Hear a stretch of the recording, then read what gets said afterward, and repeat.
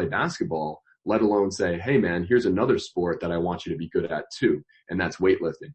So weightlifting is tough. It's violence with a barbell, and you gotta be so highly skilled in weightlifting for you to have the adaptations set in that you're going for with kids. It's just too hard. And I think there's way too many boxes to check in the training world and the training skill realm for these kids before you would even think about implementing weightlifting. Like, I always think of this all the time. It's like, what got that coach there? Like, what got them to weightlifting? It's like, I got like 50 things before I would even think about saying, you know what the intervention that we need to make this kid a better basketball player? It's weightlifting. It's like, man, that would take me a while to get to that point. So that's a thing I wouldn't do with youth athletes. I could say youth athletes because that's an easy one, because then somebody could say like, oh, when they hit 18, let's start weightlifting. But I would say fine, make that choice if you want to. But with young kids, no way. There's some dumbbell stuff that you can do. Again, like I said, with maybe you're hitting like a goblet, some sort of anything that you can hold anteriorly. That's why the front squat cleans some things up. That's why like a goblet squat or holding a dumbbell or a kettlebell weight in front of your body underneath your chin up against your chest. Why is that the case? Because like I said, in a squat, the principles of a squat are to keep an upright torso. So you trick your body by holding something in front of you to allow you to keep an upright torso. So it's like, again, go with the principles of the movement. And then I think you'll be okay. I think with some other stuff, and I hate to talk about the weight room all the time because there's so much that comes into play with strength and conditioning. So if we move out of that to maybe the court, I think there's a lot of opportunity to, again, for a young athlete to teach them about these foundational principles of sprinting, cutting, jumping. So if I could touch on that too, because I think it's so important. What we work on with our guys every day is landing mechanics of a jump. So how do you land from a jump? And again, these are NBA players. We are doing this because we believe that a lot of knee or ankle pain or something like that would be due to how they land from a jump. So we're saying this with our guys who are, again, like 20, 30, 35 years old. We're working on, we implement that into almost every training session. So I want to see from a guy, when you land from a jump, how are your feet interacting with the ground? So you are going to, the balls of your feet are going to touch the ground first, and then you're going to kind of fall onto your heel. How do you absorb that shock from having to land with your body weight and the force of gravity bearing down on you? Can you flex ankle, knee, hip with a relatively upright torso? Again, where do those principles come back into play? And can you do that with, we'll cue like to not make a lot of noise. So when they interact with the ground, they're trying to soften that landing. We'll talk to them about, okay, when you land, like think about a squat. So if you're flexing at those joints, you are absorbing, it's kind of like your shock absorbers. You're absorbing that. Same thing on a single leg. So if you have like a low box and you just kind of step in low box, I'm talking about like maybe 6 inches, 8 inches, step off the box and land and balance on one leg with the same principles as the 2-foot landing. Do those things kind of in the frontal plane as well, where maybe you are doing a lateral bound and you have to land, stick, and show me flexion, show me how you change levels without getting onto your toe, or onto your toes, without falling over at your torso, with balance, showing me balance and things like that. So that's even before we're talking about anything with jumping. So if you're doing things like going back to maybe what not to do, depth jumps, weighted barbell jumps, things like that, where it's like, man, we got to check a lot more boxes before we get there. If we're talking about movement, we're talking about, sort of speed, agility, quickness stuff. Well, how do you straight line sprint? How do you backpedal? How do you crossover step? How do you open step?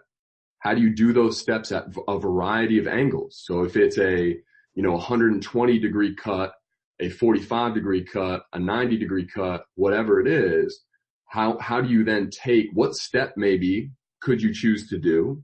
crossover, open step, whatever you want to call it. And then what are the fundamental principles of that?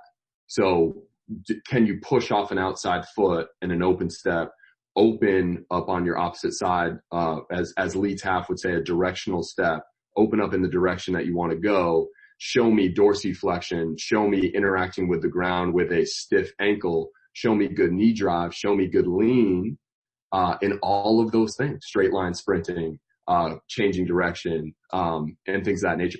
I mean, backpedaling. How do you backpedal? Fundamentals of backpedal. Can you bend, keep an upright torso, and keep your eyes in front of you to see the action in front of you as you backpedal? Think of all the Achilles tendon tears that we've been seeing lately.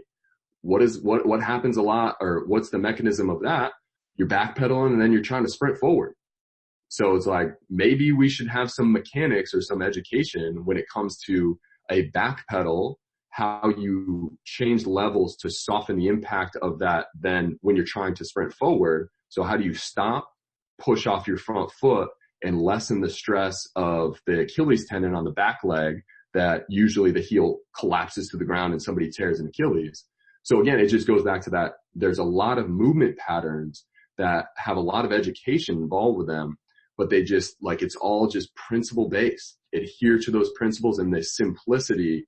I hate saying simple because none of this stuff is simple, but just adhere to your principles and the knowledge that you have in all these areas. And I'm trying to think of some, probably the other thing is what I see butchered the most is people resort a lot to a lot of lunge patterns. I think that's really popular in basketball. But man, if it's a young kid, a split squat or a lateral squat, if I'm calling something a squat, it means that I'm not stepping into that. So versus a lunge, in my mind, that means stepping into that movement. So a lateral lunge would be step into that lunge in the frontal plane, a forward lunge in the sagittal plane. And I see a lot of things go wrong when people are like, all right, forward lunges. All right, reverse lunges. All right, lateral lunges. And that's just like, oh, that's so simple. But that's hard. That's hard for these kids. You know, get these isometric holds and these things we talked about before in the split squat and the lateral squat without having to step and move and add that element of instability to it. Keep those 2 feet on the ground and then nail that movement or that exercise with 2 feet on the ground before you start stepping. So even in your warm up, don't lunge, you know, like lunging and reaching and rotating with I'm talking about young kids here. You know, even if you're resorting to that in your warm up, you're probably not going to see anything that looks like crazy good, you know, and I'll take that back a little bit. It's like, if you're just warming up, it's like, okay, like minimal negative consequence. So it's like, all right, like I don't want people out there to be like, all right, like I can't lunge my kids in a warm up. But just know that like, that's very tough for kids to do. I think that's an important piece is like, as a strength coach, man, if you're catering to young kids, especially, all of this stuff is very, very complicated. And the most challenging thing for you as a coach, is to find the simplest version of each exercise. That's always been the most challenging thing, you know, and I've said this before to other people, you know, I opened my eyes to it when I was catering to interns when I worked at USC, and it was like, okay, write an example program.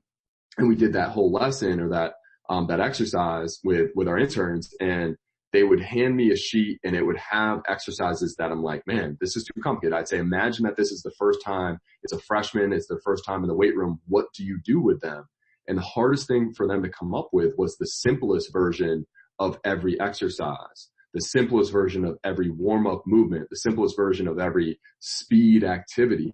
So that's the challenge. It's easy to make things really complex and really, you know, add an element to it. And, you know, you add a med ball, you add a band and this and that. And it's like, man, I challenge you to make it simpler. I challenge you to find more of the simple versions of these exercises versus any additions or adding complexities to those movements. Right. And I think that's probably a great place to end. And I think you, again, touched on the point. If coaches view the skills of being able to execute the athletic movements, they think of split squats in the lunging pattern as a skill, much like shooting and whatnot.